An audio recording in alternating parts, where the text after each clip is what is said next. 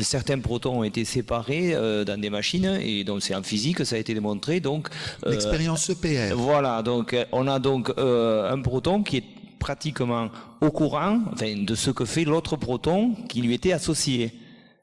Donc un petit peu, on a le fait est que c'est l'effet un peu l'effet papillon, quoi. Ce qui se passe à l'autre bout du cosmos, des fois, est connu justement ici. Non, mais vous avez bien entendu que c'est l'extension jusque. Oui, voilà, ça tombait dans l'ésotérisme, c'est scientifique. Eh ben voilà. Voilà, hein. Je répète que observer ce qui se passe en tenant compte des sciences empirico-formelles et de ces interactions, mais c'est tout à fait, c'est le progrès. Mais sauf qu'on glisse dans un monde occulte, ce que nous avons, la fameuse expérience d'Einstein, Podolsky, Rosen, auquel vous faites allusion, hein, c'est l'interaction entre les particules qui est comme une sorte de mémoire et qui sont effectivement influencées ici, puisque tous, à l'origine, à partir du Big Bang, toutes les molécules ont une inscription de toute l'évolution du terrestre. Le monde est un grand hologramme. Et c'est magnifique, ça. Mais attention, nous sommes dans le monde empirico-formel. Empirique, ça veut dire le monde matériel, disons, régi par des lois que l'on peut exprimer dans un langage mathématique. Restons dans ce monde-là. L'interaction, je vous ai dit que je suis d'accord que l'interaction dans mon jardin avec en haut et en bas. Mais quand on dit l'interaction avec les astres, c'est pas le principe EPR. N'oublions pas que l'astrologie, ce n'est pas les astres, peut-être que vous ne le savez pas. Un bon astrologue, un bon au sens d'un vrai astrologue, il ne prétend pas que ce sont la masse des astres qui influencent. C'est l'esprit de Vénus, de Mars, etc., qui influence sur nous.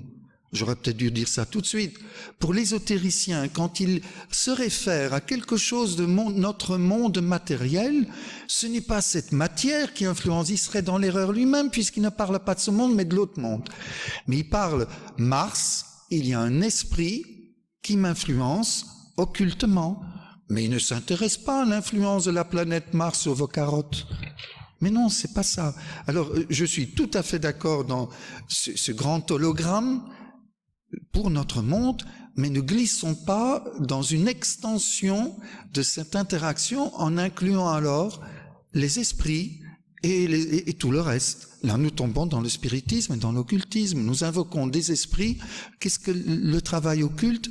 C'est un travail qui se base sur la théorie ésotérique et qui a pour but de transformer la nature, les événements ou les personnes en pratiquant, non pas dans notre monde réel à nous, matériel, mais en pratiquant dans ce monde occulte. Or, tous les occultistes de la Terre signent tout de suite ce que je dis, l'homme n'aurait aucun pouvoir dans ces mondes parallèles sans l'aide des entités qui gouvernent ces mondes parallèles. Donc immédiatement, allez, vous me l'avez obligé de le dire, j'ai essayé de ne pas rentrer dans le sujet, mais pratiquer dans l'occulte, vous faites appel à l'aide des entités qui sont là.